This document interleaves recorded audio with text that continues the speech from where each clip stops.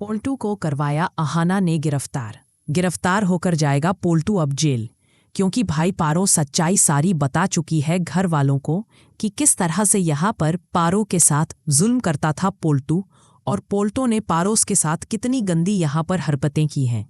उसको मारा है, उसको पीटा है, उसको बहुत ज्यादा प्रताड़ित किया है। आज बड़े घर की छोटी बहू की कहानी को सबसे खतरनाक मोड़ पर ले आता है। कहानी की शुरुआत होती है बड़े घर के ड्राइंग रूम से, लेकिन आज ये कमरा घर नहीं अदालत जैसा लग रहा है। हर चेहरा तना हुआ है, हर सांस भारी है। ऐसा लगता है जैसे दीवारें भी किसी विस्फोट का इंतजार कर रही हों। बीच में खड़ी है पारो। आज वह चुप नहीं है, आज वह डरी नहीं है, आज वह टूटने वाली नहीं है। उसकी आंखें लाल हैं, लेकिन कमजोरी से नहीं, गुस्से से। वर्षों का दबा दर्द आज उसकी आवाज बन चुका है। वह कांपती आवाज में नहीं, बल्कि पूरी ताकत से बोलती है। आज मैं सब बताऊंगी, एक एक सच, क्योंकि अब आप मुझे छोड़ने जा रहे हैं ना, तो अब मुझे भी चुप रहने की कोई वजह नहीं बची। कमरे में सन्नाटा छा जाता है। पोल्टू सामने खड़ा है, चेहरे पर पहले हैरानी, फिर गुस्सा, फिर डर, लेकिन आरो रुकती नहीं। वह बताती है कि कैसे शादी के बाद से उसका जीवन एक बंद कमरे में कैद हो गया था, कैसे हर दिन तानों से शुरू होता था और मारपीट पर खत्म होता था, कैसे उसकी पढ़ाई, उसका मायका, उसकी समझ, हर चीज का मजाक उड़ाया गया। इतनी बड़ी बेटी हो गई, पारो चीख कर कहती है, लेकिन मेरी कोई इज्जत नहीं थी इस आदमी की नजरों में। बंद कमरे में मुझे मारा गया, पीटा गया, और फिर बाहर आकर ऐसे पेश किया गया जैसे मैं ही गलत हूं। घर के लोग अवाक खड़े हैं। ठाकुर जी की आंखें झुक जाती हैं, कुछ लोग शर्म से, कुछ डर से, लेकिन पीसी मोनी को गुस्सा आ जाता है। देखो, वह चिल्लाती है, यह लड़की मेरे बेटे की इज्जत उछाल रही है सबके सामने। तभी अहाना आगे आती है। उसकी आवाज शांत है, लेकिन शब्द हथौड़े जैसे। वह इज्जत नहीं उछाल रही मां जी, यह सच बता रही है, वह सच जिसे आपने सालों तक नजरअंदाज किया। पोल्टू बौखला जाता है। यह सब झूठ है, वह चिल्लाता है, ये मुझे फंसाना चाहती है। लेकिन पारो मुस्कुराती है, एक कड़वी थकी हुई मुस्कान। अगर झूठ है, वह कहती है, तो पुलिस से डर क्यों लग रहा है? और यहीं से खेल पलट जाता है। अहाना पहले से तैयार है। वह फोन उठाती है और कुछ ही देर में घर के बाहर पुलिस की गाड़ियां रुकती हैं। पोल्टू की आंखों में पहली बार सच्चा डर दिखाई देता है।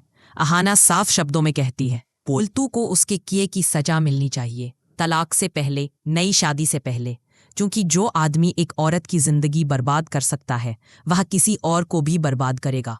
पुलिस आगे बढ़ती है, हथकड़ियां लगती है, और पहली बार पूरे घर के सामने पोल्टू गिरफ्तार होकर बाहर ले जाया जाता है। पीसी मोनी चीखती है, अहाना मेरे बेटे को छोड़ दो। लेकिन अहाना की आंखों में कोई नरमी नहीं।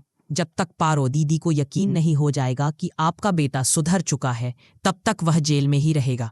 पोल्टू जेल चला जाता है। कहानी यही खत्म नहीं होती। जेल में पोल्टू टूटता है। पहली बार अकेला, पहली बार बेबस। उधर पीसी मोनी का गुस्सा अब साजिश में बदल जाता है। वह एक खतरनाक चाल चलती है। पारो की बेटी मिठाई। एक दिन बच्ची अचानक गायब हो जाती है, और कुछ ही देर में पारो के पास फोन आता है। अगर अपनी बेटी चाहिए, पीसी मोनी ठंडी आवाज में कहती है, तो मेरे बेटे को जेल से निकलवाओ। पारो की दुनिया उजड़ जाती है। माँ के सामने अब सबसे बड़ा सवाल है, इंसाफ या औलाद।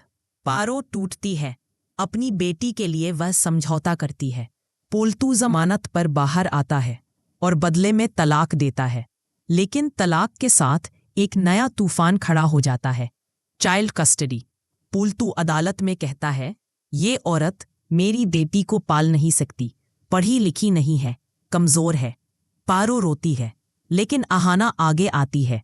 वह जज से कहती है, माय लॉर्ड, मैं एक सुझाव देना चाहती हूं। इन दोनों को 6 महीने तक साथ रहने का आदेश दिया जाए, ताकि कोर्ट खुद देख सके कि कौन बदल रहा है और कौन नहीं। कोप सन। फिर आदेश आता है 6 महीने साथ रहने का। यहीं से असली खेल शुरू होता है। इन 6 महीनों में अहाना कुछ ऐसा करती है कि पोल्टू सच में बदलने लगता है। वह अपनी गलतियां देखता है, अपनी बेटी से जुड़ता है, पारो से माफी मांगता है। पोल्टू सुधर जाता है। लेकिन पीसी मोनी नहीं। वह अहाना से बदला लेने की ठान लेती है। उसकी नौकरी, उसकी इज्जत, उसकी पहचान। नई साजिशें रची जा रही हैं। तो सवाल अब ये है, क्या पीसी मोनी कभी सुधरेगी? क्या अहाना अपने परिवार और अपने सिद्धांत दोनों को बचा पाएगी? और क्या पारो को आखिरकार वो जिंदगी मिलेगी जिसकी वो हकदार है? ये कहानी अभी खत्म नहीं हुई है। अगर आप भी टीम अहाना में हो तो कमेंट में बस एक हार्ट डाल दो और दिखा दो अपनी सपोर्ट। जिसने कभी किसी ने धोखा दिया हो लेकिन फिर भी हिम्मत नहीं हारी, वो कमेंट में लिखे, मैं भी अहाना की तरह उठ खड़ी हुई थी। अगर आपको लगता है कि अर्जुन को अपनी गलती का एहसास होना चाहिए तो कमेंट करो, अहाना डिजर्व्स बेटर। अगर आप मानते हैं कि औरत सिर्फ घर नहीं पूरा संसार संभाल सकती है तो